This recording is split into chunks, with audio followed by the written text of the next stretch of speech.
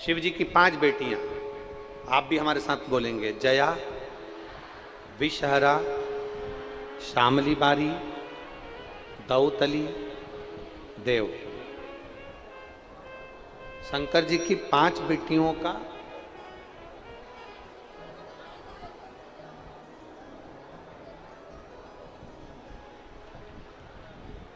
पांच बेटियों का नाम लेते जाना है। वृक्ष के नीचे या किसी गमले की मिट्टी को, यदि कहीं पार्थिव शिवलिंग का निर्माण अगर आप कर रहे हैं तो घर में भी पार्थिव लिंग बनाकर या पेड़ के नीचे या गमले में शिवलिंग बनाकर 5 बेलपत्र शिव जी की 5 लड़कियों का नाम लेकर वापिस बोलेंगे। जितने लोग सब बैठे हैं, जया, विषहरा, श्यामली बारी, दौतली, देव, शंकर जी की 5 लड़कियों का नाम लेकर एक एक बेलपत्र शिव जी को समर्पित करना। और शंकर भगवान को समर्पित करने के बाद दोनों हाथ में 2 लोटा जल लेना। जैसे कावड़ का जल चढ़ता है ना, कावड़ का जल कैसे चढ़ाते हैं? दोनों हाथ में पात्र लेकर एक साथ धार लगाते हैं, बस वैसा ही। आपको लग रहा है कि मेरी जिंदगी बहुत कष्ट में चल रही है, पूरा पूरा दुख भगवान ने मेरे ऊपर ही दे दिया, बहुत पूरी जिंदगी का पूरा कष्ट मुझे दे दिया, पूरा कष्ट आपको लग रहा है? शिव तत्व। तो आपको लगे कि मेरी जिंदगी बड़ी दुखमय, बड़ी कष्ट में, बहुत तकलीफ चल रही है, किसी वृक्ष के नीचे, किसी गमले में या अपने घर में पार्थिव लिंग का निर्माण, पार्थिव और पार्थिव लिंग का निर्माण कर 5 बेलपत्र शंकर भगवान पर उनकी 5 लड़कियों का नाम लेकर समर्पित करो। जया, विषहरा, श्यामली बारी, दौतली, देव, 5 बेटियों का नाम लेकर 5 बेलपत्र समर्पित कर हाथ में 2 लोटा जल लेकर शिव जी पर एक साथ धीरे धीरे धार लगाइए और एक घी का दीपक लगाकर प्रार्थना कर 5 बेलपत्र उठाकर अपने घर में लेकर आ जाइए। 2.5 महीने, ज्यादा से ज्यादा हम बोल रहे हैं 2.5 महीने, पर विश्वास करता है कि 15 दिन में वो दुख मिटेगा ही, वो तकलीफ कटेगी। हाटकेश्वर महादेव का एक बड़ा सुंदर चरित्र यहां पर आप और आपके बीच में बैठे हुए शिव भक्तों से सुनने को मिलता है कि खारू नदी के तट पर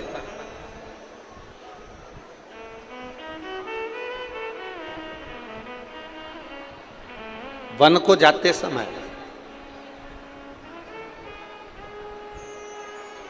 जब भगवान राम मां जानकी के साथ में विराजमान थे, लखन लाल जी साथ में विराजमान थे, तब भगवान राम जी ने एक प्रतिज्ञा अयोध्या से चलते समय ली थी कि प्रतिदिन शंकर के शिवलिंग का निर्माण करना है और उसकी पूजन करना है, प्रतिदिन।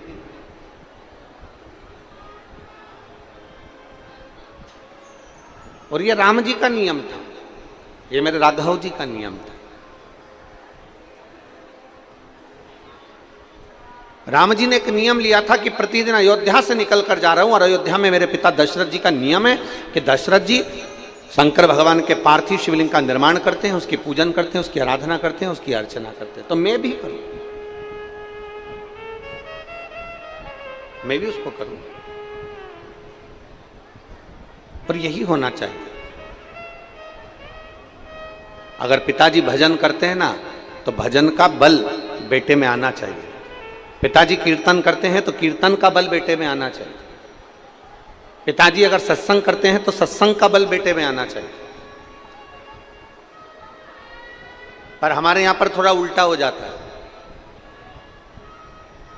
यहां अगर पिताजी नशे में डूबे हैं ना, तो बच्चा भी नशे में डूबने का प्रयास करता है।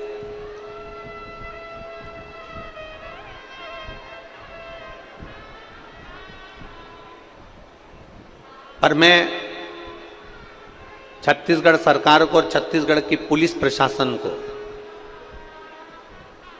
छत्तीसगढ़ की पुलिस प्रशासन को धन्यवाद देता हूं कि कहीं पर कोई प्रदेश की पुलिस एक नियम एक संचालित नहीं करती, पर छत्तीसगढ़ की पुलिस ने एक नियम संचालित कर रखा है, नशा मुक्ति के लिए बहुत जागरूकता कर रखी है छत्तीसगढ़ पुलिस।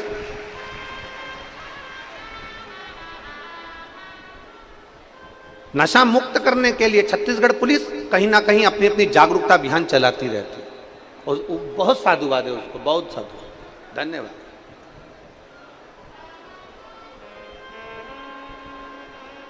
शिव महापुराण की कथा कर रही है। पिताजी सत्संग में डूबे हैं तो बेटे को सत्संग में जाना चाहिए, पिताजी भजन में डूबे हैं तो बेटे को भजन की ओर अग्रसर होना चाहिए।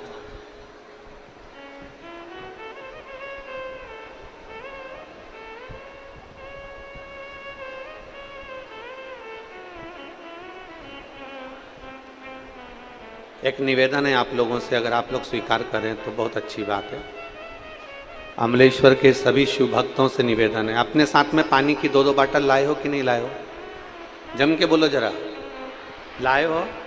तो आपके पास में अगर कोई पानी बांटने आ रहा है तो उनसे कहिए, ये धूप में जो पब्लिक खड़ी हुई है पंडाल के बाहर, आप पानी अंदर देने की जगह उनको दीजिए।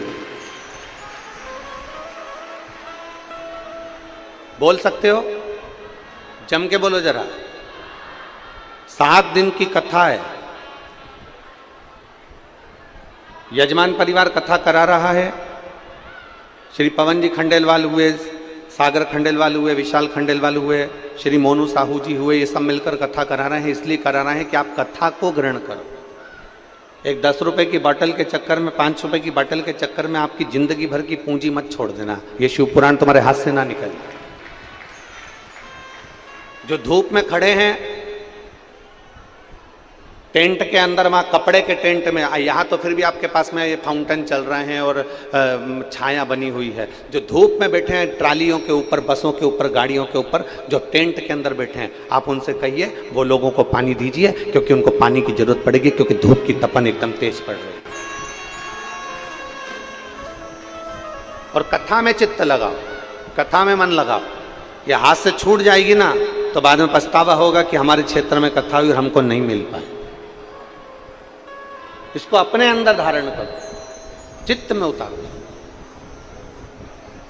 और शंभु शरने पड़ी मांगू घड़ी रे, दुख काटो दया कर दर्शन को। शंभु शरण मांगू घड़ी,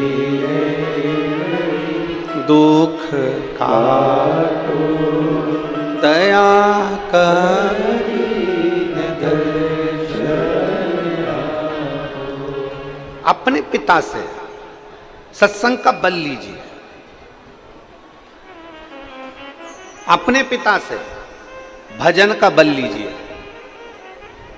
मेरे राम जी के पिताजी श्री दशरथ जी महाराज, अयोध्या में ऐसा कोई दिन नहीं जाता था जिस दिन मेरे दशरथ जी महाराज शंकर के शिवलिंग का निर्माण नहीं करते। मेरे दशरथ बाबा, मेरे दशरथ जी महाराज अयोध्या की पवित्र भूमि पर शिवलिंग का निर्माण करते हैं, रोज, प्रतिदिन, प्रतिदिन।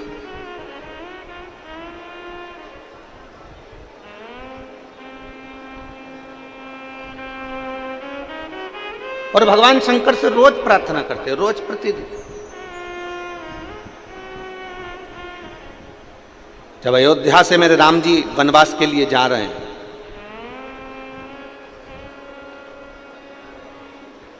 माता कौशल्या जी ने राम जी से पूछा कि राम, अयोध्या से जाते समय तुम कुछ लेकर जाओगे क्या? अयोध्या से तुम जा रहे हो तो कुछ लेकर जाओगे राम? तुम कुछ ले जाओगे? मेरे राम जी का उत्तर प्रत्येक सनातनियों की बुद्धि में होना चाहिए।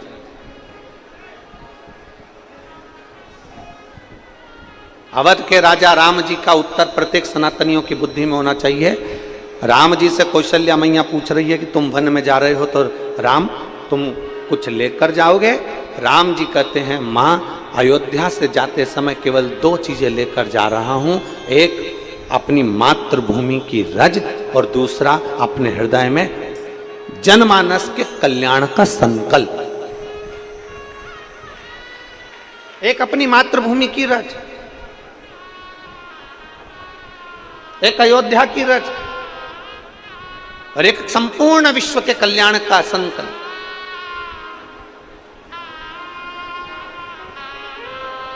आप में, हम में और राम जी में बहुत अंतर है। राम जी अयोध्या से जाते हैं तो रज लेकर जाते हैं और संकल्प लेकर जाते हैं कि विश्व का कल्याण हो, और आप और हम जब कहीं जाते हैं तो ये विचार कर कर जाते हैं कि अपने साथ में बैग में सामान रख लो, खाने पीने का सामान रख लो, थोड़ा बहुत सामान जोड़ के रख लो, और संकल्प लेकर जाते हैं कि अपना भला हो, बाकी का दूसरे को जाने।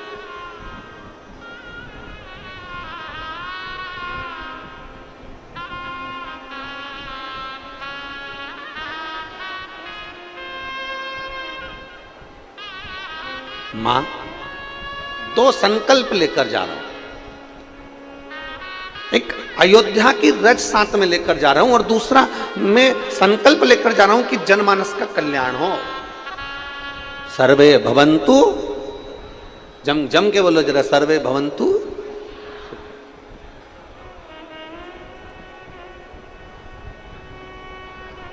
ये संकल्प लिया है राम जी। और जो दूसरे का संकल्प लेकर जाता है कि मुझे भला करना है, मुझे विश्व का कल्याण करना है, मुझे संपूर्ण विश्व का उद्धार करना है, मुझे अपने आप को भी बदलना है और जनमानस को भी बदलना है, अपने आप को भी बदलूंगा और जगत को भी बदलूंगा, तो निश्चित है एक ना एक दिन घड़ी, पल, नक्षत्र, समय आता ही है और व्यक्ति भी बदलता है और समय भी बदलता है और बदलना होता ही है।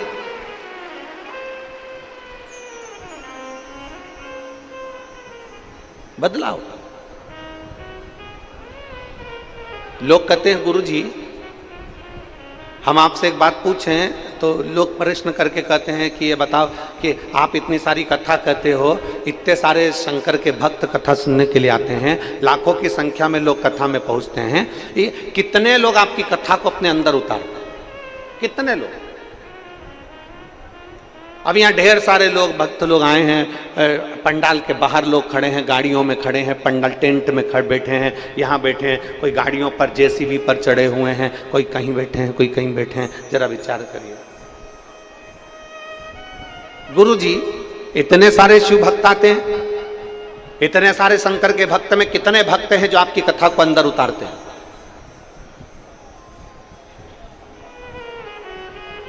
कितने भक्त आपकी कथा को अंदर उतारते? हम उनसे कहते हैं भले कथा उनके अंदर उतरी कि नहीं उतरी, पर इतना पक्का है समुद्र के किनारे पर अगर कोई पहुंच गया तो समुद्र की लहर का आनंद तो उसको मिल ही जाता है।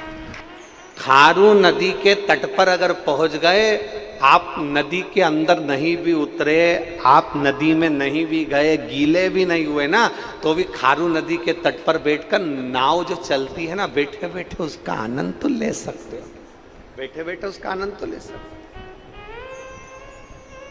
भले आप उस नदी में ना उतरे, भले आपने स्नान नहीं किया, भले आप नौका विहार नहीं करे, भले आप नाव में नहीं चले, पर खारू नदी के तट पर पहुंचे तो नदी के जल की लहर, नदी के जल का जो ठंडाई है, नदी की जो ठंडाई है, जल की जो ठंडाई है, वो अपने करीब में आती है तो अपनों का आनंद का अनुभव करती है। कथा में इतने भक्त आते हैं, कितनों के अंदर कथा गई उससे मतलब नहीं है। मतलब ये है कि अगर वो शंकर के करीब में गए हैं, शिव पुराण के नजदीक में गए हैं, किसी गुरु की शरणागति में गए हैं, शंकर की कथा में अगर पहुंचे हैं, वो कहीं पर भी बैठे हों, अगर शंकर के करीब में गए हैं तो ये पक्का है कि उनके मन में शीतलता उत्पन्न होगी ही, थोड़ी ना थोड़ी कथा उनके जीवन में लगेगी, ये निश्चित।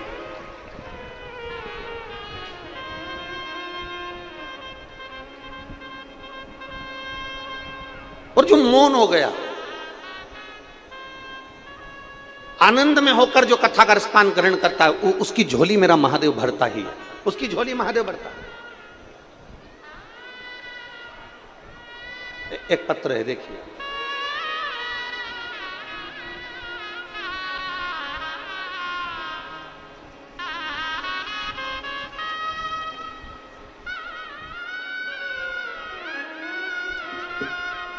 मेरा नाम पूजा यादव है, पति गजेंद्र कुमार, पता जयंती नगर दुर्ग, जिला दुर्ग। मेरा मोबाइल नंबर ये है। कहीं बैठी हो तो हाथ हिला सकती हैं। आप ही हैं? बच्चा आया है साथ में? बच्चा आया है क्या? साथ में बच्चा आया है? नहीं आया।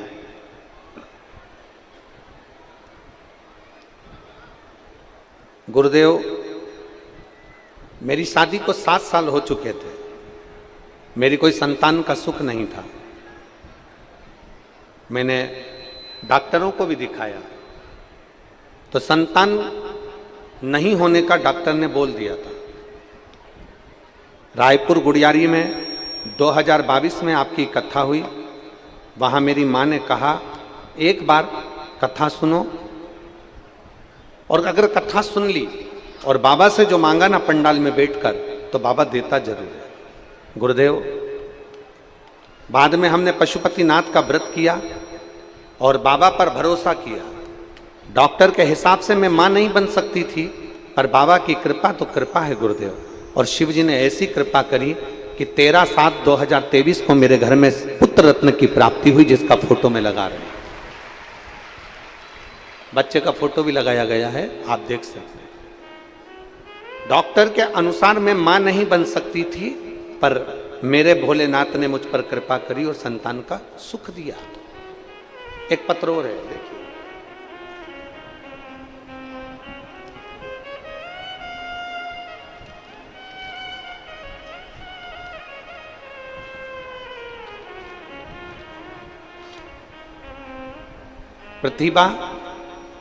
प्रतिभा ध्रुवे, मोबाइल नंबर ये है, निवासी हैं रायपुर के। कहीं बैठी हो तो हाथ हिला सकती हैं। प्रतिभा ध्रुवे, अगर कहीं बैठी हो तो हाथ हिला सकती हैं। प्रतिभा ध्रुवे रायपुर की निवासी हैं। आप ही हैं? हाथ हिलाओ एक बार। बच्चा लाए हो? हाँ, लिया।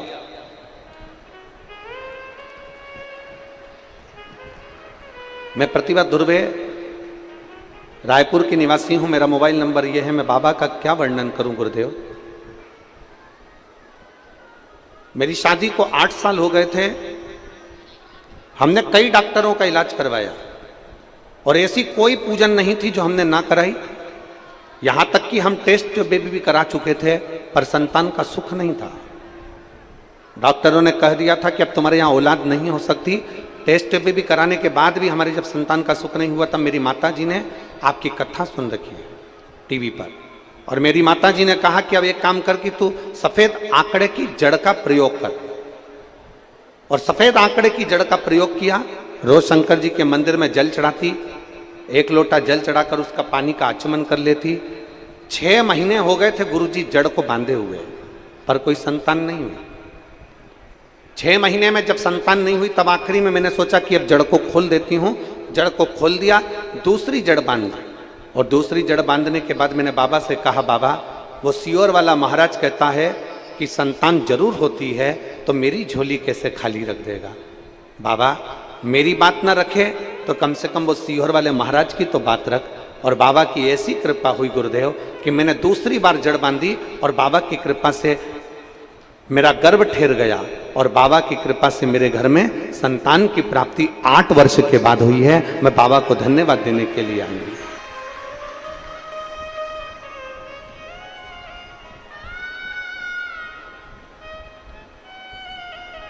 शिव कृपा से मेरे घर में संतान का सुख है, और तेरी कृपा बिना न हिले एक भी अणु, लेते हैं श्वास तेरी कृपा से। बखान क्या करूं मैं राखों के ढेर का, चपटी भभूत खजाना कुबेर का। हे गंगधार मुक्ति द्वार ओंकार तू, भोले ओंकार तू, आयो शरण तिया शंभु तारका।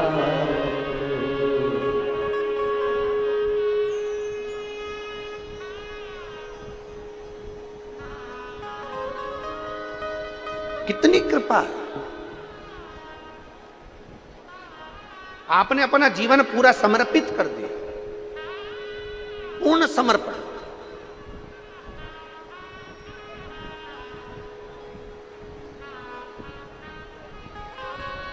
और मेरी माताओं जितनी बैठी है, मेरी जीजियां, और छत्तीसगढ़ के अमलेश्वर के मेरे जीजाओं, मेरी जीजियों, मेरे जीजाओं, मेरी माताओं, मेरी बेटियों, बेटाओं, मेरे भाई, एक बात का स्मरण अपने अंदर जरूर रखिएगा। आपने अगर विश्वास रखकर कोई कार्य किया है, एक लोटा जल भी अगर आप शंकर जी पर विश्वास और भरोसा रखकर चढ़ा रहे हो, तो निश्चित है वो जल आपका काम जरूर करेगा।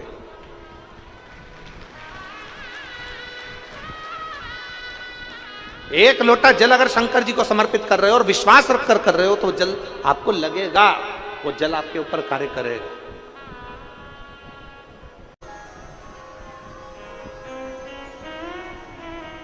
शंकर जी के मंदिर में नारियल फूटता है क्या?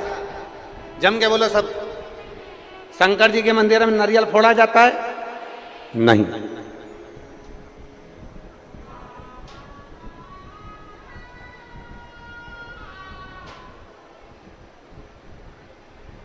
नहीं फोड़ते। कारण, अगर शिव जी के मंदिर में नारियल फोड़ोगे तो तुम्हें आधा नारियल शंकर जी के मंदिर में देना पड़ेगा और आधा तुम्हें घर ले जाना पड़ेगा। बोलो सही है? हनुमान जी के मंदिर में नारियल फोड़ते हो तो इतना सा नारियल तोड़ के हनुमान जी को चढ़ा देते हो, बाकी का सब चक्कू से निकाल निकाल के खा जाते। देवी जी के मंदिर में नारियल फोड़ते हो तो इतना सा देवी जी को चढ़ाते हो, बाकी का सब चक्कू से निकाल निकाल कर खा जाते।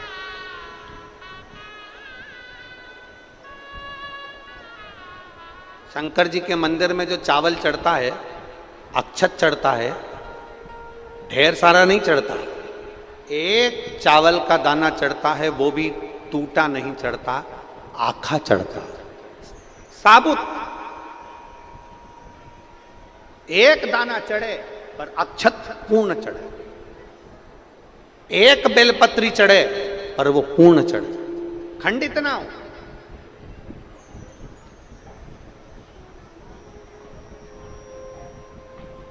एक पुष्प चढ़े, पूर्ण समर्पण से चढ़े, पूर्ण समर्पण से।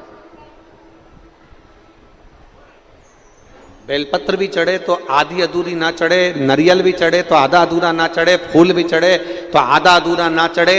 और यहां शिव महापुराण की कथा कहती है, अगर शंकर को जल चढ़ाने के लिए भक्त भी अगर आ रहा है तो वो मेरी ओर पूर्ण समर्पण से आए, तो मैं इसको पूर्णता के आनंद में सुख प्रदान कर सकूं। पूर्ण समर्पण। आधा समर्पण तो मेरे देवादिदेव महादेव को भाता ही नहीं। आधा समर्पण मेरे शंकर भगवान को नहीं भाता। आधा समर्पण मेरे देवादिदेव महादेव को श्रेष्ठ लगता ही नहीं। उनको तो पूर्ण समर्पण चाहिए, पूर्ण। और जितना जितना जितना समर्पित होकर चलोगे, उतना उतना सुख का अनुभव करोगे।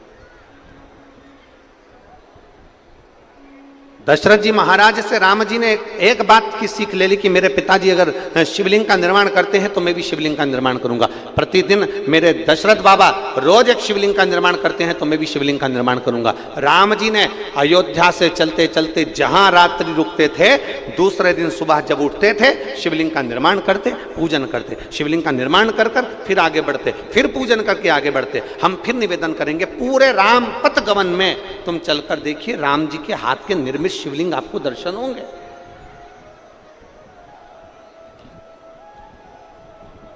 और चलते चलते चलते चलते एक स्थान खारू नदी का तट पड़ गया, और खारू नदी के तट पर भी माता जानकी और भगवान राम जी शिवलिंग का निर्माण करते। इतने में समय में तभी उन्होंने क्या देखा, क्या देखा? कि एक बानर जो सहज भाव में एक छोटे से पाषाण को लेकर जा रहा है, छोटे से भाव, एक पाषाण को लेकर जा रहा है, और वो पाषाण साधारण नहीं था, वो मेरा हाटकेश्वर महादेव का शंकर ही था। वो पाषाण साधारण नहीं था, उस पाषाण की ही मेरे राम जी ने अर्चना कर ली, उसी पाषाण।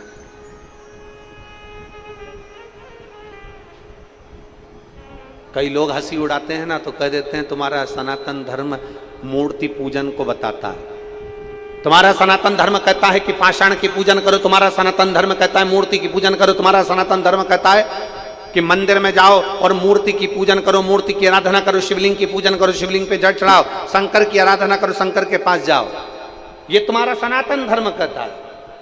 हम कहते हैं केवल एक सनातन धर्म ही ऐसा है, पूरे विश्व में केवल एक सनातन धर्म ही ऐसा धर्म है जो हमें ये दिखाता है कि पाषाण में भी परमात्मा बसता है, नदी में भी परमात्मा बसता है, पशुओं में भी परमात्मा बसता है, पक्षियों में भी परमात्मा बसता है, नदी सरोवर तालाब कुंड में भी परमात्मा बसता है। ये हमको सनातन धर्म दिखाता है, ये हमको सनातन धर्म दिखाता है।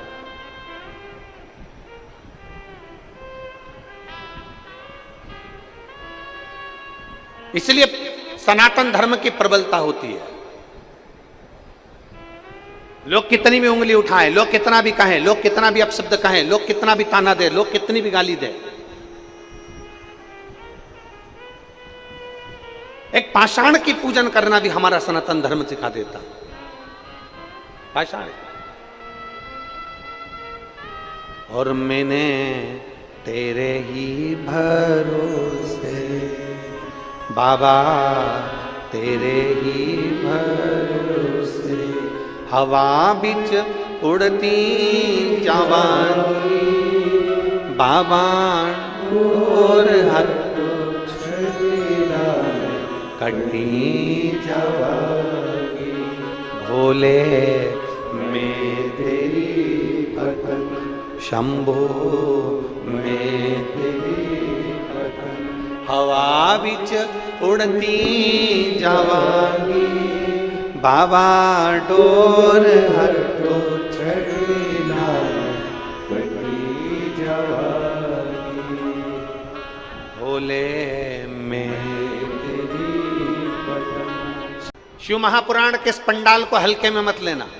जहां कथा होती है, जब तक कथा चालू नहीं हुई तब तक ये पंडाल था, जब तक कथा चालू नहीं हुई तब तक ये जमीन थी, जब तक कथा चालू नहीं हुई तब तक ये ग्राउंड था, जब तक कथा चालू नहीं हुई तब तक ये मातृभूमि थी। पर आज 27 तारीख से 2 जून तक ये केवल पंडाल नहीं है, ये मेरे 12 ज्योतिर्लिंग का मंदिर और मेरा कैलाश धाम है।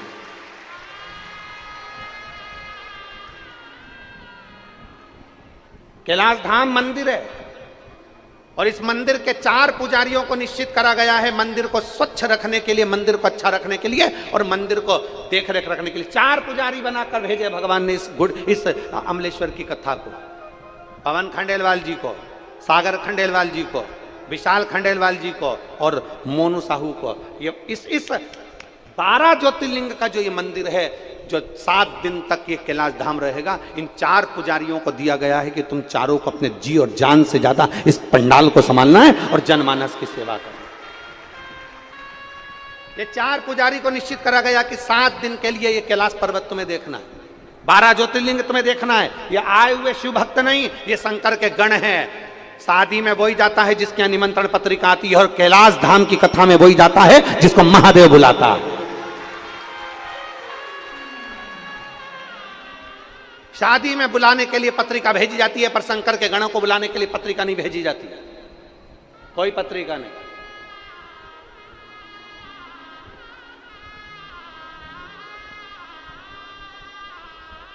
वो लोग गाना गाते हैं, वो कौन सा गाना है, वो कुर्ता फाड़ के, शिव भक्ति है, इसको अविरल भक्ति कहते हैं। शंकर की अविरल भक्ति इसी को कहते हैं। केवल शंकर के गण आए और शंकर के लिए आए। और आप चार पुजारी हो, दिल से सेवा करो, दिल से भजन करो, दिल से कीर्तन करो, आए हुए शिव भक्तों का आदर करो, सम्मान करो, सत्कार करो और हृदय से भगवान शंकर का आभार करिए।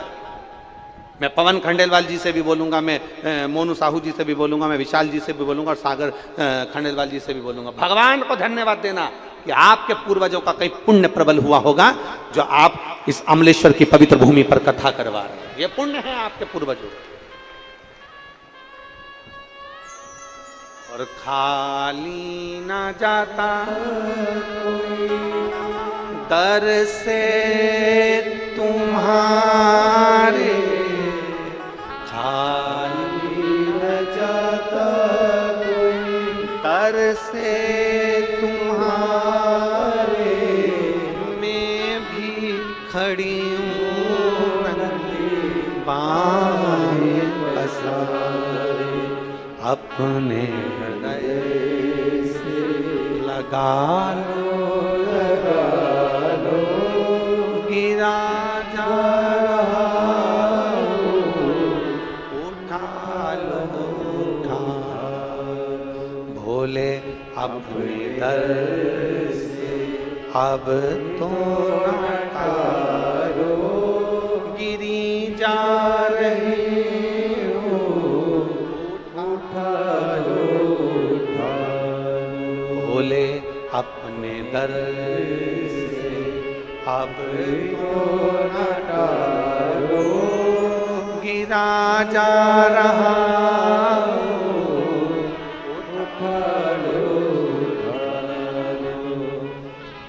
गिरा जा रहा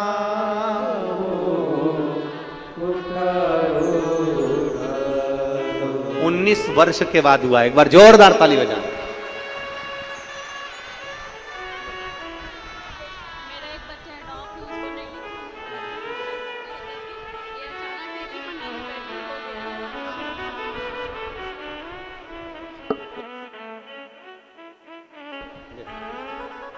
उसके लिए भी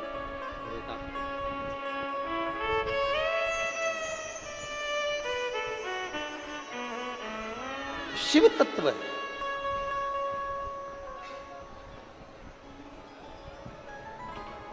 अब कौन आस लगाएगा कि 19 साल बाद भी औलाद हो जाएगी, 20 साल 25 साल में भी औलाद हो जाएगी? कौन आस लगाएगा? पर विश्वास, भरोसा, दृढ़ता मूल है, समर्पण मूल है। दशरथ जी ने विचार करा कि मेरा बेटा जा रहा है, क्या सिखाया जाए, क्या दिया जाए?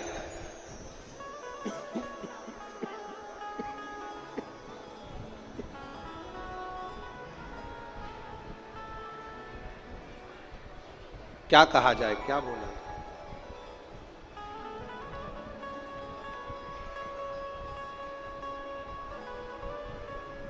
बाबा देवादिदेव महादेव शिवलिंग का निर्माण, पार्थिव।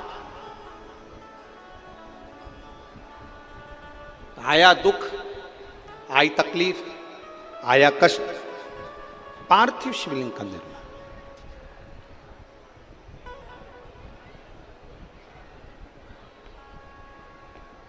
बिना शिव आराधना के कुछ भी प्राप्त नहीं हो सकता, कुछ भी। बिना शिव आराधना के कुछ भी प्राप्त नहीं हो सकता। राम जी की भक्ति चाहिए तो शिव आराधना करना पड़ेगी, कृष्ण भगवान की भक्ति चाहिए तो शिव आराधना करना पड़ेगी, देवी जी की भक्ति चाहिए तो शिव आराधना करना पड़ेगी, नारायण की भक्ति चाहिए तो शिव आराधना करना पड़ेगी। शिव आराधना केवल पूजन से ही नहीं होती है।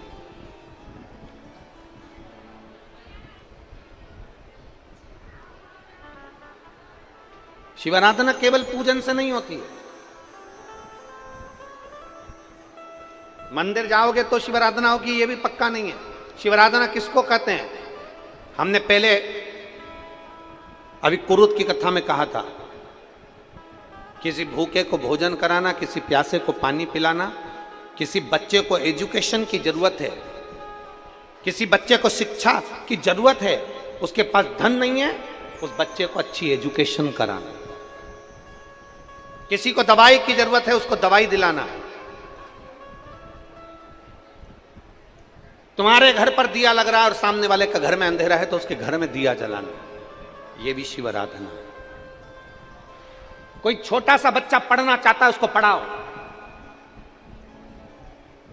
यहां जितने मेरे जीजा बैठे हैं, जितने मेरे भाई बैठे हैं, जितने पुरुष बैठे हैं और जितनी मेरी माताएं बैठी हैं, उनसे निवेदन करूंगा, एक आप अपने लड़के को पढ़ाना और एक किसी ऐसे बच्चे को पढ़ाना जिसको पढ़ने का शौक है और उसके पास में पैसा नहीं है, उस बच्चे को पढ़ाना। अपने बेटे को भी पढ़ाओ और बच्चे को भी पढ़ाओ, दोनों को पढ़ाओ। और पढ़ाते पढ़ाते जब तुम्हारा बेटा बड़ा होगा और जिसको तुमने विद्याध्ययन कराया है, एक साधारण जिसको पहचानते तक नहीं और उसको विद्या की जरूरत है, उसको पढ़ाया है, एक बार आपका बेटा आपके सामने मुंह चला देगा, आपका बेटा आपका अपमान कर देगा। पर जिसको तुमने एजुकेशन दिलाई है ना, जिसको पढ़ना था और पैसा नहीं था, उसको पढ़ाया है, वो मरते दम तक तुम्हारा एहसान मानेगा, वो मरते दम तक तुम्हारा एहसान मानेगा।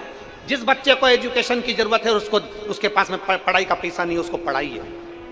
उससे बड़ा कोई सुख नहीं है, उससे बड़ी कोई शंकर की आराधना नहीं है।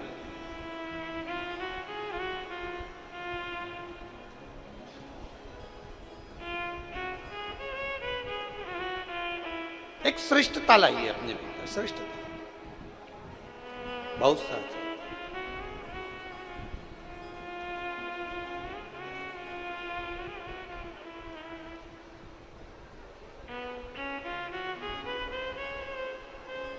और जब आप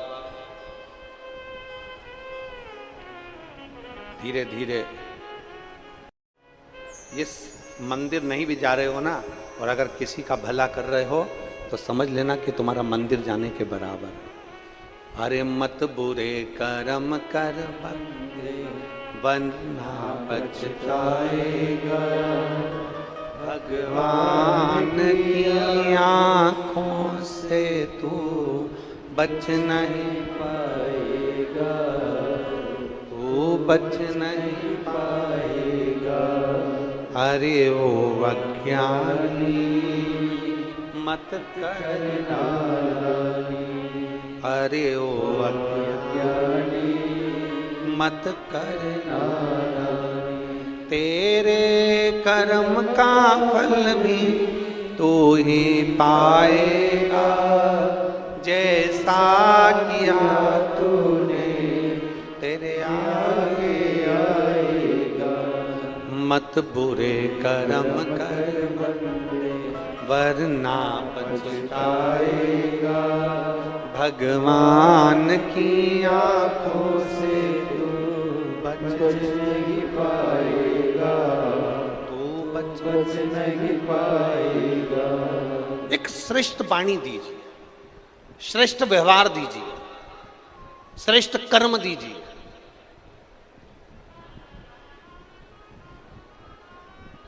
जानवर के दांत में जहर होता है। काय में जहर होता है? बोलो बोलो जम के। जीव जंतु के दांत में जहर होता है। केवल एक मनुष्य ऐसा है जिसके दांत में जहर नहीं होता, जिसकी वाणी में जहर होता है।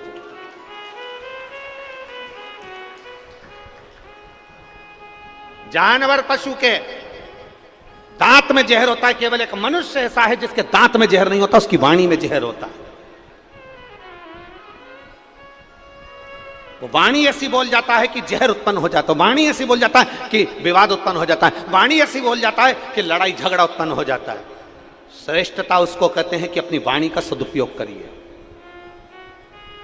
कितने दिन की कथा है? जम के बोलो जरा। 7 दिन की। आप सबसे निवेदन है, बैठने के चक्कर में अपनी पड़ोसन से बेर मोल मत लेना।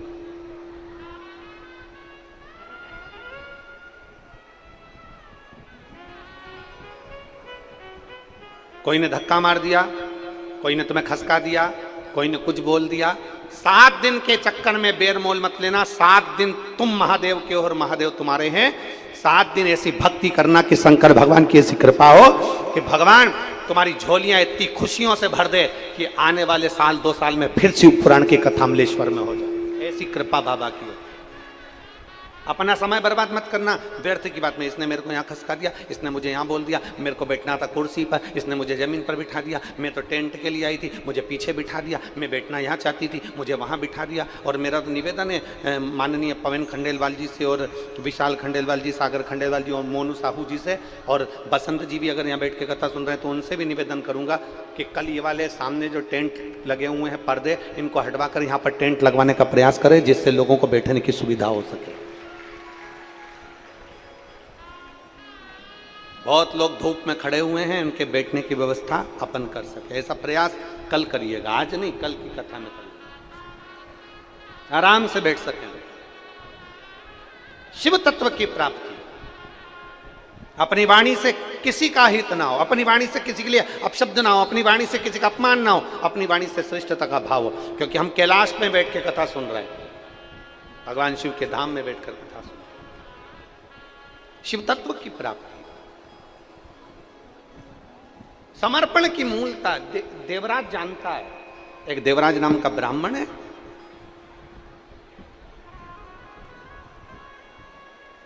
वो देवराज नाम का ब्राह्मण कुल में जन्म लेने के बाद अपने ब्राह्मण तत्व को श्रेष्ठ नहीं बना पाए, श्रेष्ठ नहीं बना पाए। कितना सुंदर बात कही, जरा ध्यान रखिएगा।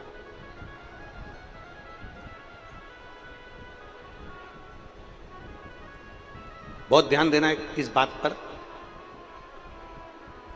कोई व्यक्ति अपने दोनों हाथ घी में डुबो ले,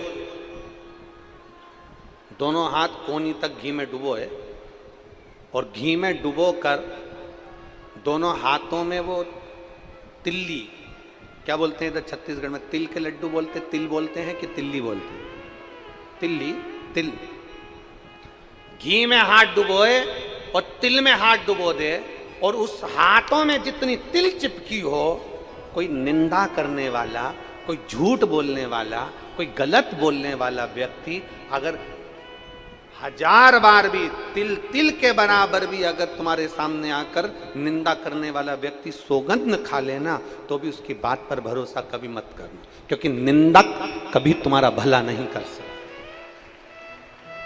निंदा करने वाला आज दूसरे की निंदा कर रहा है, अगर निंदा करने वाला दूसरे की निंदा कर रहा है तो ये बात याद रखना कि वो तेरी भी निंदा दूसरी जगह जाकर जरूर करता, जरूर करता, अगर वो निंदा कर रहा है।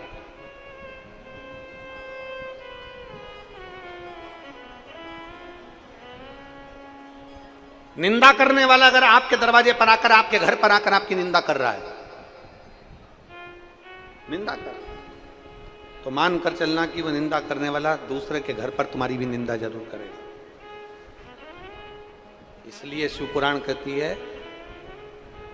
अपने भरोसे को बढ़ाइए, अपने विश्वास को बढ़ाइए, अपनी मेहनत को बढ़ाइए, अपनी लगन को बढ़ाइए, अपने कर्म के प्रति जागरूकता को बढ़ाइए, पर किसी चुगली करने वाले या अपशब्द बोलने वाले व्यक्ति से साझा न रखते हुए मन को शांत रखकर शिव मंदिर में जाकर 1 लोटा जल चढ़ाइए, आप रूप अपने आप आनंद का अनुभव होगा।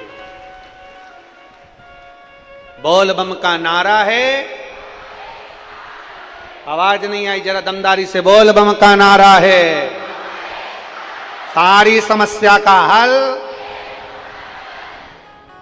कोई लेट बनता है, कोई जल्दी बनता है, शिव को जल चढ़ाने वाला सेठ जरूर बनता है, बनेगा। थोड़ी अवस्था, थोड़ा सा इंतजार, भरोसे को दड़ी बनाइए। देवराज ब्राह्मण कुल में जन्म लेने के बाद भी ब्राह्मण कर्म नहीं कर पाए, ब्राह्मण कर्म नहीं कर पाए। कोई कोई एक ऐसा होता है कि ये व्यास गादी आपको, हमको, सबको भगवान की भक्ति के लिए मिली, सब।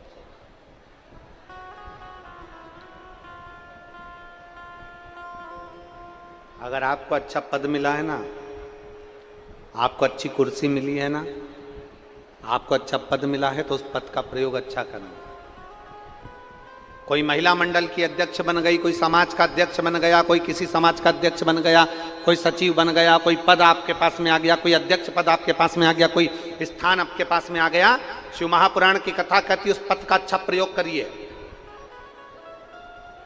उस पद का सदुपयोग करिए, बेकार कर्म नहीं। अगर आपको अच्छा पद मिला है तो उसका प्रयोग करिए, उसका प्रयोग करिए।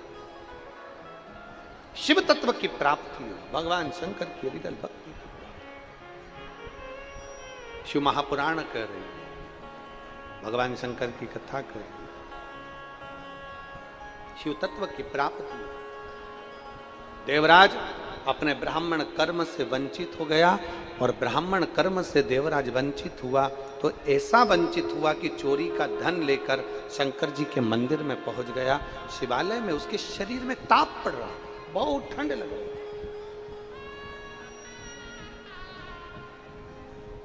देवराज के शरीर में ताप पड़ रहा,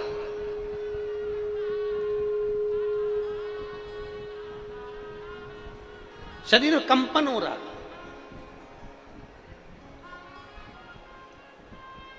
और जब देवराज का शरीर कंपन हो रहा है, ताप पड़ रही है, घबराकर शिव मंदिर में गया। क्योंकि व्यक्ति को जब ठंड लगती है तो वो कहीं छुपने का प्रयास करता है, कोई कम्बल मिल जाए, कोई रजाई मिल जाए, कोई स्थान मिल जाए जहां मैं बच सकूं, जहां मैं बच।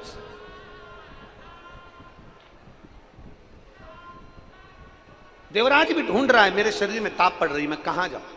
शंकर के मंदिर में चले गए, चोरी का धन साथ में, और चोरी की संपदा लेकर शंकर जी के मंदिर में पहुंचा वो, चोरी की संपदा।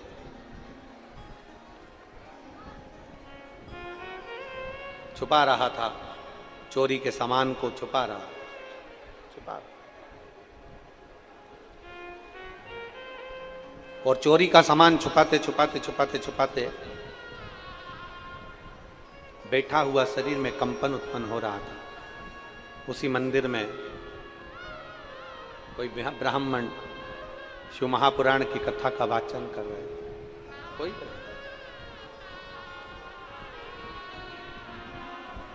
शिव महापुराण की कथा का वाचन कर रहे थे, और हर हर महादेव। ब्राह्मण बार बार हर हर महादेव का नारा लगा रहे थे, तो इसको कंपन हो रहा था, सर का दर्द हो रहा था। देवराज को लगा कि यहां रहना उत्तम नहीं है, बड़ा रुष्ट होकर उस मंदिर से बाहर निकल गए, बड़ा रुष्ट। और जब रुष्ट होकर मंदिर के बाहर निकला, गया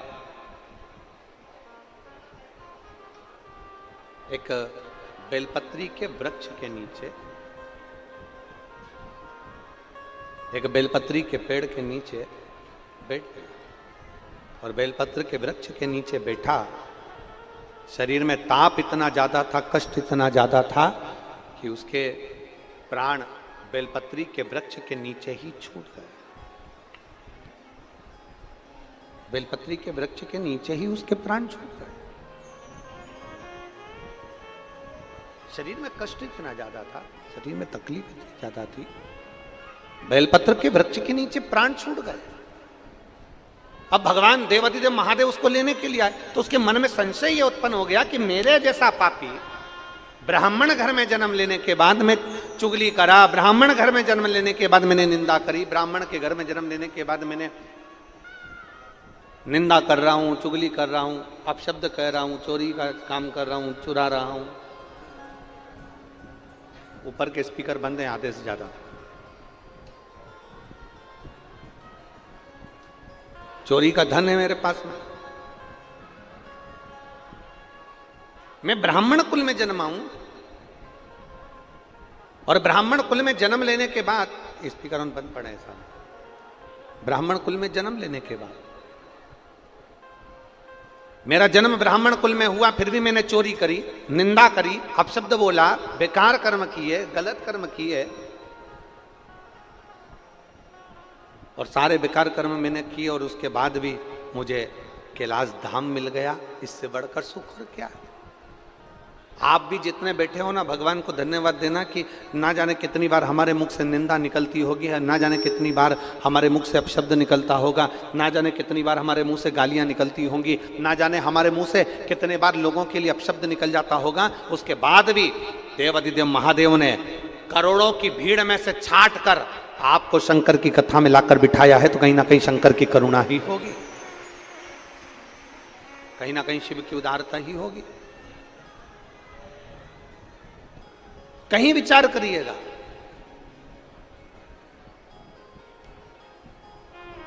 और मेरे भोले तेरा सहारा है, मेरे भोले तेरा सहारा है, मेरी नैया का तो किनारा है, मेरी नैया का तू किनारा है। मेरे बाबा तुझे पुकारा है, मेरे बाबा तुझे पुकारा है, मेरी नैया का तू किनारा है, मेरी नैया का तू किनारा है। देवराज मन में सोच रहा, अपने भीतर विचार कर रहा, अपने भीतर सोच उत्पन्न कर रहा। देवराज के मन में यह भाव उत्पन्न हो रहा है कि मेरे जैसे पापी को भी शंकर जी लेने के लिए आए, मेरे जैसे पापी। दो क्षण की अगर शिव महापुराण की कथा इन कानों में पहुंच जाती है ना, दो क्षण की शिव महापुराण की कथा यदि इन कानों में पहुंच गई तो ये मानकर चलो आपको लेने के लिए कोई दूसरा नहीं आएगा, आएगा तो मेरा देवाधिदेव महादेव ही आएगा। देवाधिदेव महादेव ही आएंगे, कोई दूसरा नहीं आएगा, कोई नहीं।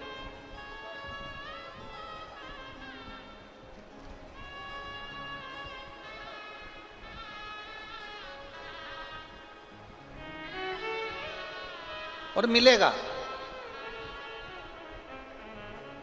अरे भोला मिलेगा जरूर, भजन करो भोला मिलेगा जरूर, मिलेगा। काहे बटोरे कंकर पत्थर, काहे बटोरे कंकर पत्थर, जब हीरा मिला कोहिनूर, भजन करो भोला मिलेगा जरूर, भोला मिलेगा जरूर, भजन करो भोला मिलेगा जरूर।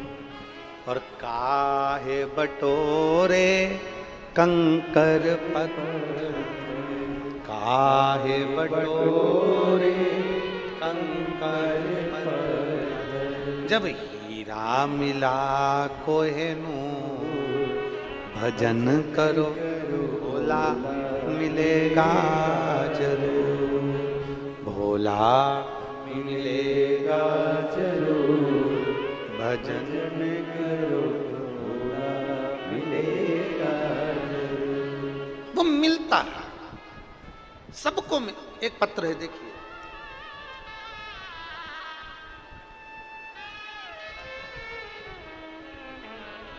मैं रुपेश साहू दुर्ग से हूं, मेरे पिता पुनीत राम साहू, कहीं बैठे हैं रुपेश जी साहू, कहीं बैठे हो तो हाथ हिलाइए। आप ही हैं रुपेश जी?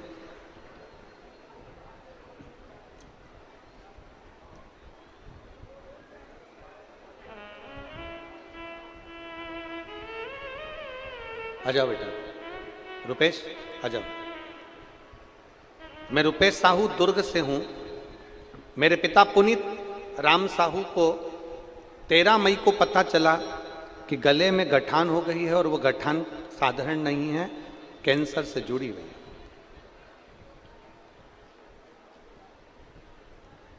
जब हमने जैसे ही सुना कि गले की गठान है और वो कैंसर से लक्षण से जुड़ी हुई है, तब हमें एकदम बड़ा शौक लगा गुरुजी, क्योंकि आज से 10 साल पहले मेरी मम्मी, मेरी माँ भी इसी कैंसर की बीमारी में गुजर गई थी। अब पिताजी के गले में कैंसर, गले में गांठ हो गई और डॉक्टर कह रहे हैं कि वो उससे जुड़ी हुई है। बाबा से प्रार्थना करी, बाबा कुछ ऐसी कृपा करो।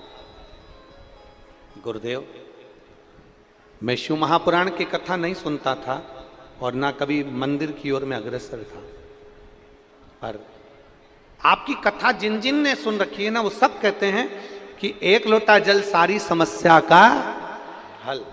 पर मेरा विश्वास कैसे जागृत हो गुरुदेव? मैं कैसे मान लूं कि बाबा ये कर सकता है? गुरुदेव, जब मन में संशय तो था, परंतु अपने मां को खो चुका था तो पिता ना खो जाएं, इसलिए मैं पिताजी को जैसे ही गले में गांठ और बताया कि कैंसर लक्षण है, वैसे ही मैंने शंकर पे जल चढ़ाकर अपने पिताजी को देना चालू करा। एक बेलपत्र पिताजी के लिए उठाकर लाता और शिव जी की उन बेलपत्र देता। हमें मालूम पड़ा कि अमलेश्वर में कथा है और हमने बाबा से प्रार्थना करी। 13 मई की जांच में मालूम पड़ा था कि ऐसा ऐसा है, और हमने बाबा से प्रार्थना करी कि अगर मेरे भोलेनाथ तुम सच्चे हो ना, तो मैं दुर्ग से पैदल चलकर कथा अमलेश्वर की पहुंचूंगा, बस मेरे पापा को कैंसर नहीं होना चाहिए। बाबा 13 मई को गठान बताई, कैंसर का लक्षण बताया, सब कुछ बताया, और फिर मेरे पापा की हमने 25 मई को जांच कराई और बाबा से प्रार्थना कर कर कहा, बाबा तेरी कथा में पैदल चलकर दुर्ग से जाऊंगा अमलेश्वर, तू ऐसी कृपा कर दे कि मेरे पापा की तबीयत ठीक कर दे। और दूसरी जांच 25 मई को कराई गई, जिसमें पिताजी की कोई रिपोर्ट में कैंसर नहीं आया। मैं बाबा को यहाँ नमन करने के लिए, बाबा को प्रणाम करने, शिव तत्व है, शंभु है, वो घड़ी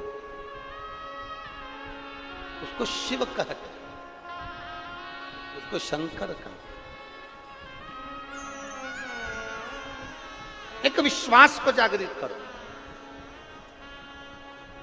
सारी समस्या का हल।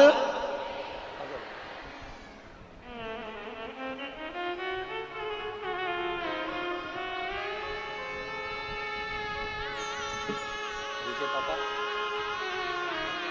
आए, बोलिए पुनीत जी, बेटा बोल रहा है आपका, मेरे पापा भी आए हैं जिनको कैंसर नहीं निकला, ठीक हो गए 25 तारीख की रिपोर्ट में। कहाँ बैठे हैं पुनीत जी? हाथ हिलाइएगा। पुनीत राम साहू, अच्छा उधर हैं क्या? हाथ हिला दो एक बार। ठीक है, दिख गए हो बिल्कुल लास्ट में। एक बार वापिस हाथ हिलाओ। ठीक हो? हर हर महादेव, शिव कृपा।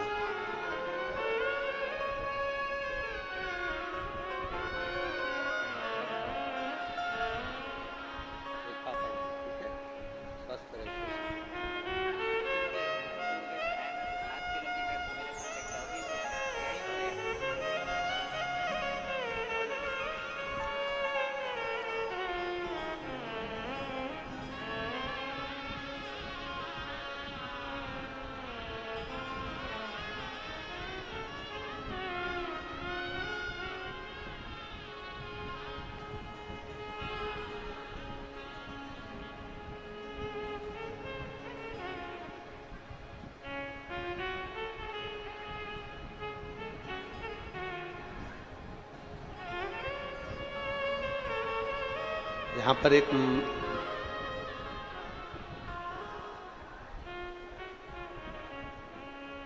जयवती भरद्वाज, बस्तर ब्लॉक लोहनी गुंडा कहीं बैठी हैं। इनके पेट में डॉक्टर ने गठान बता दी थी और वो गठान भी नॉर्मल नहीं थी। वो गठान डॉक्टर के हिसाब से ठीक नहीं थी। तो बाबा का भरोसा कर कर बेलपत्र और जल पीना प्रारंभ करा और दूसरी जांच कराई तो गठान में आराम मिला और बड़ी बीमारी नहीं निकली कैंसर जैसी। इसलिए लोहानी गुंडा बस्तर से कथा पंडाल तक पहुंची हैं और पंडाल में ही दंडवत करती करती आई हैं। एक बार जोरदार ताली बजाएं इनके लिए। भी साधु आई हो तो बुला लीजिए। शंभू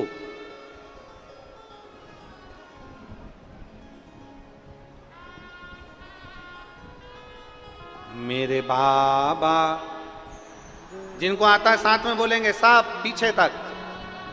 मेरे बाबा दया कर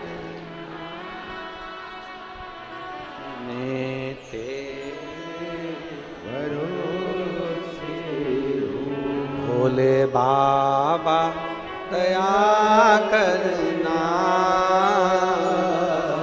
मैं तेरे भरोसे हूँ।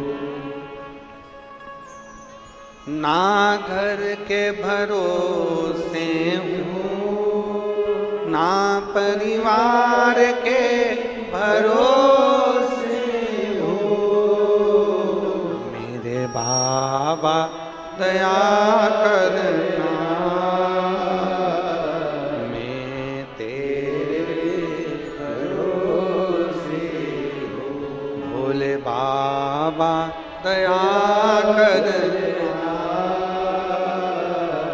मैं तेरे भरोसे हूँ। शिव कथा कर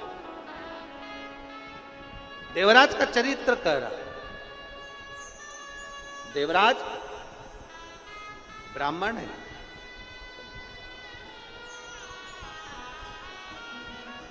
देवराज ब्राह्मण है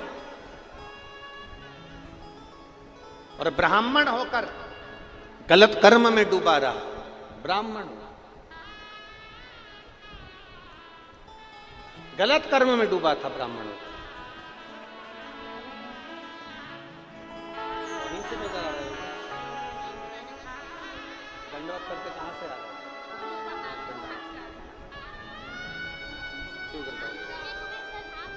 बाबा जी ले बेटा, शंभू ये लो ले बेटा।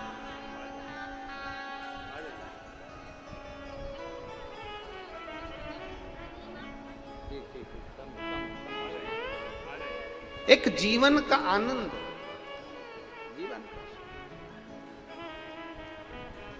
एक जीवन का लक्ष्य शिव तत्व। देवराज को लगा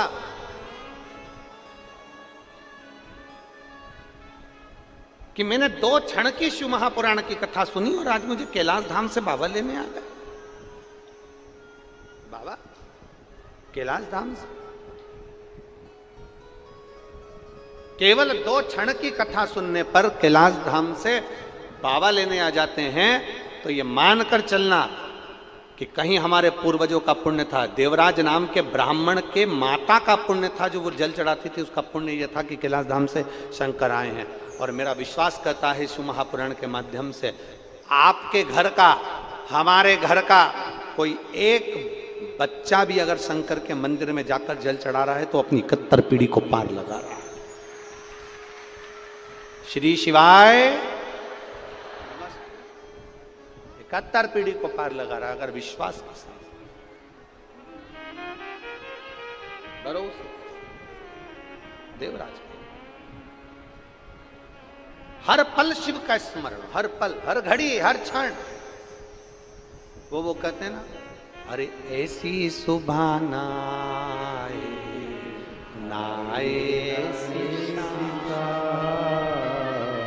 ऐसी सुबह नाए ऐसी शाम। हमने पहले भी एक बार कथा में कहा था कि कितनी भी विषम परिस्थिति आ जाए, कितनी भी विषम,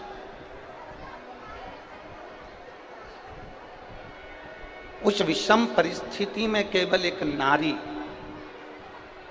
उस विषम परिस्थिति में केवल एक स्त्री, उस विषम परिस्थिति में एक स्त्री, एक नारी एक ऐसी होती है जो उस विषम परिस्थिति में, चाहे वो आपके घर की माँ हो, आपके घर की बहन हो, आपके घर की बेटी हो, आपके घर की धर्म पत्नी हो, आपके घर की बुआ हो, आपके घर की काकी हो, आपके घर की नानी हो, आपके घर की दादी हो, कोई भी आपकी विषम परिस्थिति में जब सामने विषम परिस्थिति आकर खड़ी होती है, उस जगह पर अगर कोई मार्ग ना सूझे, उस जगह पर अगर कोई मार्ग ना मिले, कोई मार्ग आपकी बुद्धि में आ ही ना रहा हो, तब घर की नारी के पास में, घर की स्त्री के पास में 5 मिनट बैठो और उनसे अपने मन की बात कहो, जरूर कोई ना कोई हल निकल कर सामने आ ही जाता है, कोई ना कोई हल जरूर आए, कोई ना कोई हल आपके सम्मुख में निकल कर आएगा। और एक और बात अपने स्मरण में लीजिएगा, अगर आप घर की स्त्री को अपनी कोई बात नहीं बता सकते, घर की नारी को अपने हृदय की बात नहीं बता सकते और विषम परिस्थिति में फंसे हुए, बहुत विषम परिस्थिति, तो अशोक सुंदरी का जो स्थान होता है, देखिए थोड़ा ध्यान दीजिएगा,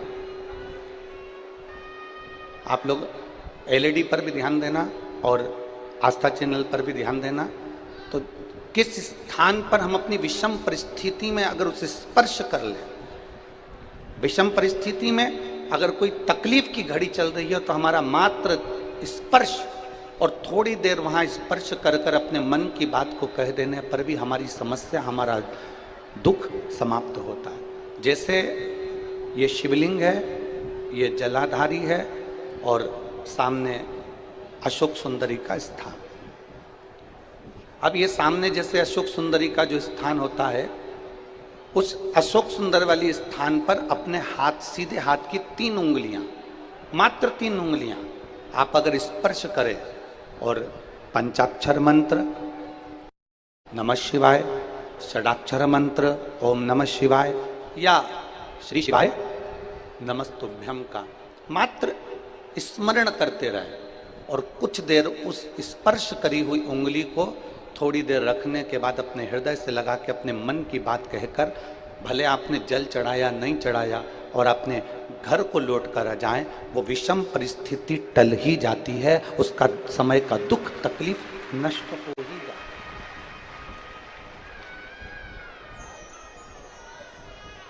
वो एक विषम परिस्थिति को टालने का स्थान है। कहते हैं कि जब हम अशोक सुंदरी वाले स्थान पर, हम अशोक सुंदरी वाले स्थान पर जब हम हाथ का स्पर्श करते हैं,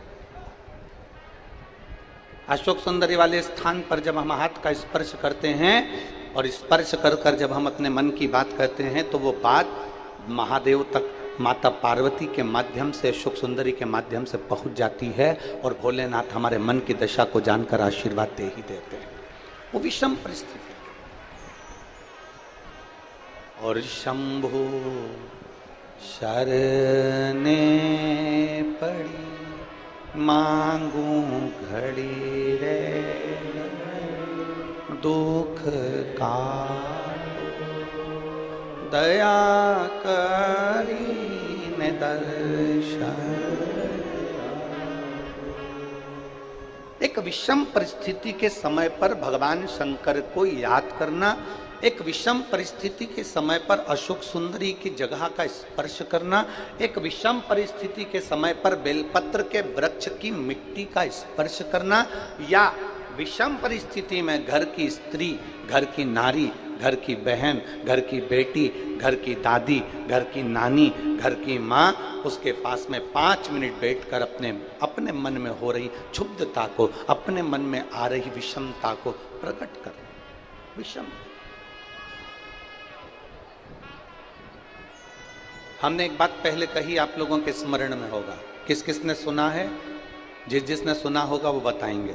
हमने पहले कथा में कहा था कि नारी का आधा शरीर देवादिदेव महादेव का होता है। सुना था कि नहीं सुना था? बोलो, जम के तो बोलो। सुना था ना सबने? स्त्री का, नारी का आधा जो स्वरूप है, स्त्री का आधा जो भाग है, स्त्री का आधा जो स्वरूप है, वो पुरुष का अर्थात देवादिदेव महादेव का भाग है। कई जगह पर कई लोग प्रवचन में कह देते हैं कि अपनी घर की पत्नी को कुछ मत बताओ। कई लोग कह देते हैं कि अपने घर की स्त्री को कुछ मत बताओ। कई लोग कह देते हैं अपने प्रवचन में, आपने भी प्रवचनों में सुना होगा कि घर की नारी को कुछ मत बताओ, घर की स्त्री को कुछ मत बताओ, कुछ मत बोलो, घर की स्त्री को घर आपके मन की दशा बताओ मत। कई लोग प्रवचन में ऐसा कहते हैं, पर शिव महापुराण कभी नहीं कहती। शिव महापुराण कहती है कि जब आपके मन की दशा में कुछ गड़बड़ी चल रही है, आपके हृदय को कहीं ठेस पहुंच रही है, आपकी चित्त वृत्ति को आराम नहीं मिल रहा, आपको बेचैनी हो रही है, आपके हृदय को शांति नहीं है, आपके हृदय को सुकून नहीं है, तो घर में जो स्त्री है, घर में जो नारी है, उसको बैठकर अपने मन की दशा जरूर बताओ, क्योंकि वो स्त्री नहीं, उसमें महादेव का आधा अंश विराजमान है। तुम्हारे हृदय की बात को वो जाने।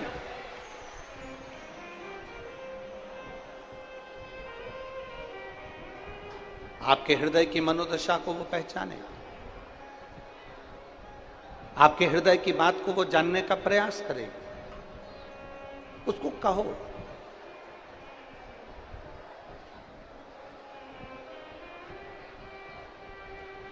ज्यादातर लोगों की आदत रहती है पत्नी को क्या बताना, घर की नारी को क्या बताना, घर की स्त्री को क्या बताना। अगर नारी को बताएंगे, स्त्री को बताएंगे तो वो ज्यादा टेंशन में ले लेगी, और टेंशन लेगी तो मुझे भी टेंशन दे देगी। स्त्री को क्या बताना, नारी को क्या बताना, क्या बताना। पर शिव महापुराण की कथा कहती है, हलाहल जब विष आया, हलाहल जब विष आया, देवादिदेव महादेव के हाथ में वो विष का पात्र है। भगवान शंकर के हाथ में विष का पात्र है, और देवादिदेव महादेव उस विष को पीने वाले थे, और पार्वती जी देख रही थी। पति का चेहरा, अपने स्वामी का चेहरा, अपने पति का चेहरा पार्वती जी देख रही थी।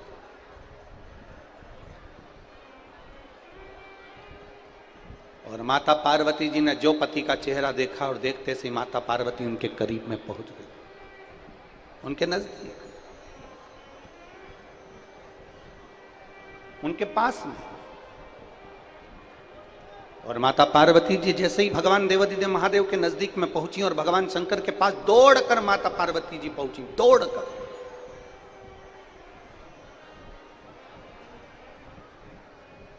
और पहुंचते से ही माता पार्वती जी ने शंकर जी के चेहरे की दशा देखकर भोलेनाथ जी से पूछा कि तुम्हारे हाथ में क्या है, तुम्हारे हाथ में ये है क्या।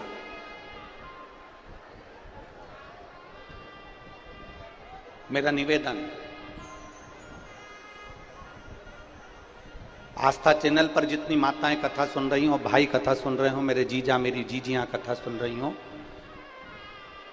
फेसबुक यूट्यूब पर सुन रहे हो या इस पंडाल में बैठकर सुन रहे हो, आपसे भी निवेदन,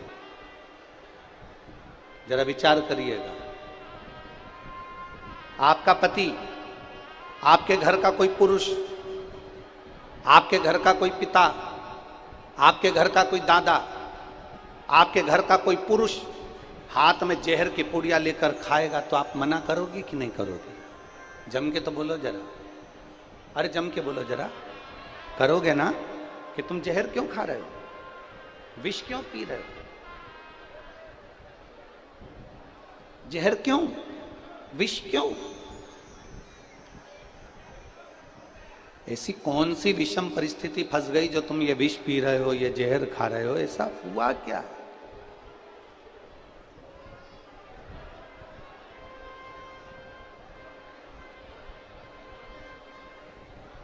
ऐसी विषम परिस्थिति कौन सी है जो आपको जहर खाना पड़ रहा है, विष पीना पड़ रहा है?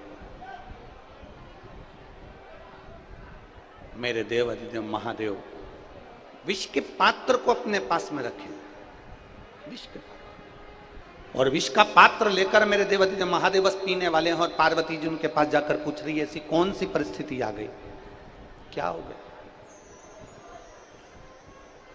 बाबा भोलेनाथ, आप विष पी रहे हो, ऐसी कौन सी परिस्थिति आ गई?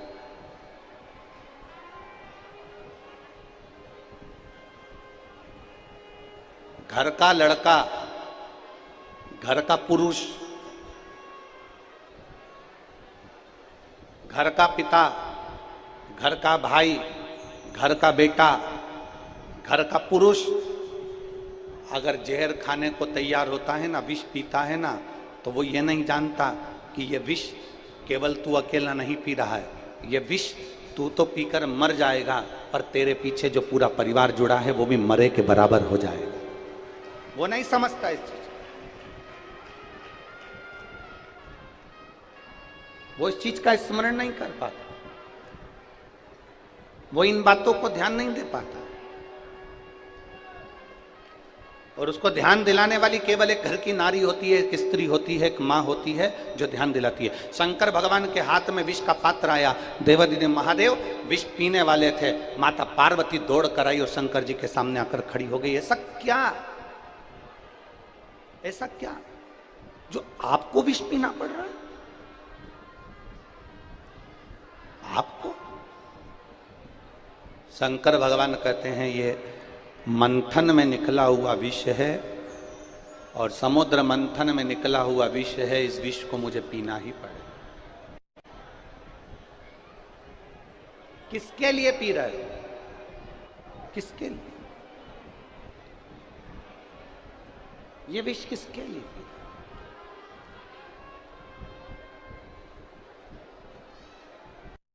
शंकर भगवान कहते हैं कि सारे देवताओं के हित के लिए, सारे संसार के हित के लिए मुझे ये विष पीना पड़ेगा।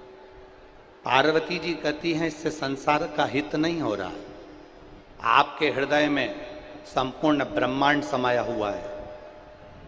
अगर आप विष पियोगे तो ब्रह्मांड में जितने भी जीव जंतु हैं, जितने जलचर हैं, जितने थलचर हैं, जितने संसार के जीव जंतु आपके हृदय में निवास करते हैं, ये संपूर्ण ब्रह्मांड जो आपके हृदय में निवास करता है, विष पीते से ही सारे जीव जंतु विषैले हो जाएंगे और मर जाएंगे।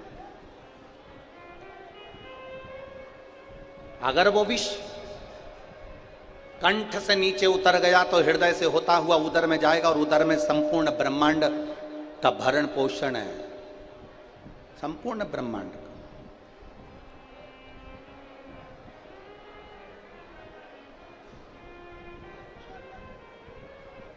उस उदर में संपूर्ण ब्रह्मांड का भरण पोषण, संपूर्ण। और यदि वो विष उस ब्रह्मांड के भरण पोषण में जाएगा तो भी जीव नष्ट हो जाएगा, तो भी संसार नष्ट हो जाएगा। तो भगवान शंकर हाथ में विष लिए हुए हैं और पार्वती जी से पूछते हैं अब इस विष का मैं करूं क्या, इस विष का मैं क्या करूं?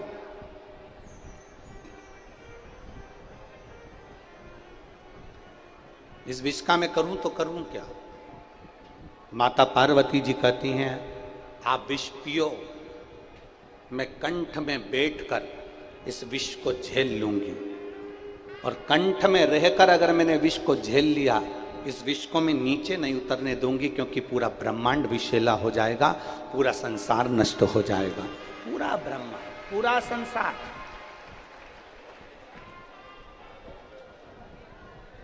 दुनिया के लोग कहते हैं सबसे ज्यादा जहर घर के पुरुष को पीना पड़ता है, सबसे ज्यादा दुख घर के पुरुष को झेलना पड़ता है, सबसे ज्यादा तकलीफ घर के पुरुष को झेलना पड़ती है। पर शिव महापुराण की कथा कहती है सबसे ज्यादा दुख और तकलीफ अगर कोई झेलती है तो घर में रहने वाली नारी झेलती है, स्त्री झेलती है। एक स्त्री,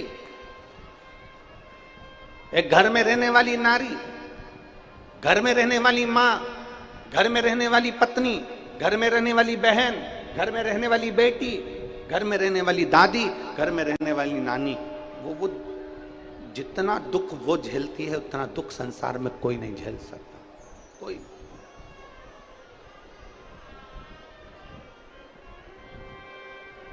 चलो मेरी जीजियों, उत्तर देना आप लोग। 16 सोमवार का व्रत कौन करता है, पुरुष की स्त्री? जम के बोलते जाओ जरा। स्त्री। वैभव लक्ष्मी का व्रत कौन करता है? स्त्री। तीज का व्रत कौन करता है?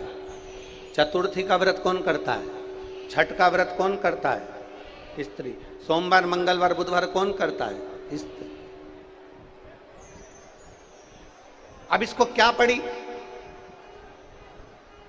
तुमको पड़ा क्या आखिर कि तुम व्रत कर रही हो? तीज का व्रत करो, चतुर्थी का व्रत करो, पंचमी का व्रत करो, छठ का व्रत करो, हरतालिका तीज का व्रत करो, इसका व्रत करो, उसका व्रत करो, तुम्हें क्या पड़ी? पर केवल एक नारी, एक स्त्री ऐसी होती है जो व्रत भी करती है तो खुद के लिए नहीं करती, अपने पति, अपने बच्चे, अपने परिवार के हित के लिए करती है। अगर उसने व्रत भी किया है तो अपने परिवार के, अपने कुटुंब के हित के लिए करा, परिवार के हित के। मां जगत जननी माता पार्वती कंठ पर आकर बैठ गई। कंठ, हृदय में पूरा ब्रह्मांड समाया है मेरे देवादिदेव महादेव के, पूरा। पार्वती जी बैठी और हमारा विश्वास कहता है इतनी चिलचिलाती हुई धूप में 46-47 टेम्परेचर में ये लाखों की संख्या में आप लोग आए हो और इसमें सबसे ज्यादा संख्या मेरी माताओं की, मेरी जीजियों की है, सबसे ज्यादा। और मेरी जीजियों की, मेरी माताओं की संख्या सबसे ज्यादा है तो मैं जितनी मेरी जीजियां आई है ना, ये कथा सुनने भी आई है ना, तो केवल अपने अकेले के उद्धार के लिए नहीं आई हैं, अपने परिवार के उद्धार के लिए। केवल अपने अकेले के लिए नहीं, संपूर्ण परिवार के उद्धार के।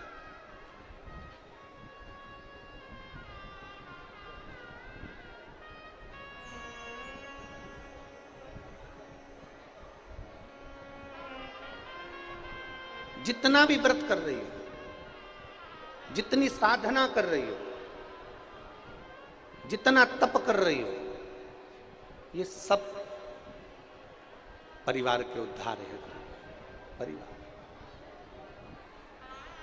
और मैंने तेरे ही भरोसे बाबा, तेरे ही भरोसे हवा बिच उड़ती जावांगी, बाबा डोर हथो छड़ी नाम कटी जावांगी। भोले मैं तेरी पतंग, शंभो मैं तेरी पतंग, हवा बिच उड़ती जावांगी, बाबा डोर हथो छड़ी कटी जावांगी। भोले में एक विश्वास के साथ देवराज शिवधाम चले गया केवल कुछ क्षण की कथा को सुनकर, कुछ क्षण की कथा सुन।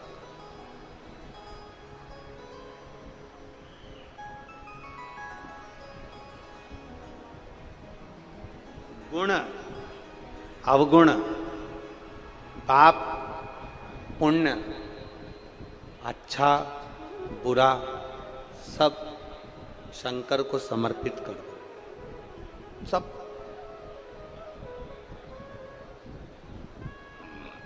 और मेरी माताएं जितनी बैठी हैं और जितने मेरे भाई बैठे हैं, जीजा उन बैठे हैं, जीजी बैठी हैं, बेटी बेटा बैठे हैं, उनसे निवेदन करूंगा, शंकर के मंदिर में अगर एक लोटा जल चढ़ाने के लिए जाते हो तो वहां पर जाकर अपने अवगुण भी गिनाया। मैंने कल बहुत झूठ बोला, मैंने लोगों से 5 रुपए ज्यादा ले लिए, मैंने किसी को धोखा दिया, मैंने किसी को अपशब्द कहा, मैंने किसी को ताने दिए, मैंने कल अहंकार बहुत बढ़ गया तो अहंकार की बातें करी। जल चढ़ाने के समय पर अपने अवगुण भगवान को गिनाओ। क्यों? शिव महापुराण की कथा कहती है कि भगवान को अगर अपन अपने अवगुण दिखा देते हैं, अपने अवगुण का वर्णन हम खुद मुख से कर देते हैं, तो भगवान हमारी करी हुई गलतियों को माफ कर देता है, क्षमा कर देता है, अपने अवगुण प्रसिद्ध करने। और हम लोग अवगुण कम दिखाते हैं, गुण ज्यादा दिखाते हैं। मैंने शंकर जी के मंदिर में पुताई करवाई, मैंने शंकर जी के मंदिर को सजाया था, मैंने शंकर जी के मंदिर में सफाई करवाई थी, मैंने शंकर जी के मंदिर में ये किया था, मैंने शिव जी के लिए ये करा था, मैंने कथा हो रही थी अमलेश्वर में तो मैंने 5 रुपए का पानी पिलाया, मैंने 50 रुपए की बोतल पिलाई, मैं बिस्कुट का पैकेट लाया। हमने बता दिया, हमने कह दिया। अच्छाई मत गिनाओ, अच्छाई तो तुम्हारी अपने आप गिनाई में आ जाएगी, अपना अवगुण गिनाओ। अवगुण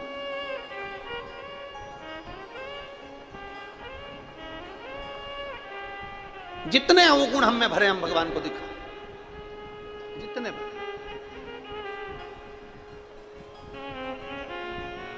देवराज के प्राण छुट गए। बिंदुक नाम का ब्राह्मण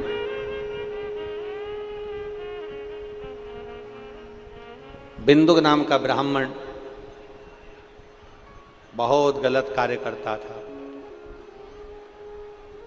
चोरी करने गया था, पांव फिसला, जमीन पर गिरा, जमीन से लुढ़कता हुआ पानी में गिरा और मर गया, प्रेत योनि में चले गए।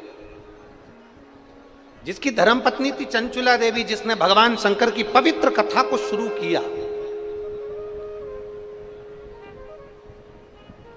एक विधवा होने के बाद, वेधव्य होने के बाद शंकर की कथा को करवाने की जागरूकता उसके भीतर आ गई। और बहुत ध्यान देना, यहां पर खंडेलवाल परिवार भी ध्यान दे, साहू परिवार भी ध्यान दे, और जितने आयोजक हैं वो भी ध्यान दे। कथा आप नहीं करवा रहे हो, आपके पूर्वजों की कुछ कृपा हुई है तो देवाधिदेव महादेव करा रहे हैं। कथा सियोर वाला महाराज प्रदीप मिश्रा नहीं बाच रहा, देवाधिदेव महादेव स्वयं कंठ में बैठकर, व्यासपीठ पर बैठकर इस कथा का वाचन कर रहे हैं। कथा इतने सारे शिव भक्त नहीं सुन रहे, इतने शिव भक्तों को जो गर्मी में लेकर आया, चिलचिलाती हुई गर्मी में जो चल कर आए हैं, इतने शिव भक्त जो शंकर की कथा में, जो शंकर भगवान जिनको पकड़ कर लाए हैं, तुम साधारण नहीं हो, तुम सब शंकर के भक्त हो और शिव का रूप हो। इसलिए कथा शंकर सुन रहा है, शिव करा रहे हैं, शिव बाच रहे हैं, शिव सुन रहे हैं। चंचुला देवी कथा का स्मरण करी, अपने पति बिंदु को मुक्ति प्राप्ति के लिए शंकर जी के पास विनय करी कि आप कथा सुनिए, कराइए, और तुम रुका जी, एक बिसिल टाइप की बन रही है, उसको कम करिए। तुम रुका जी कथा को कह रहे, तुम रुका जी। ईसर जी और गोरा जी पधार रहे हैं, गणा और गौर भगवान शंकर के स्वरूप में पधार रहे हैं, जिन्होंने शिव महापुराण की कथा को श्रवण किया।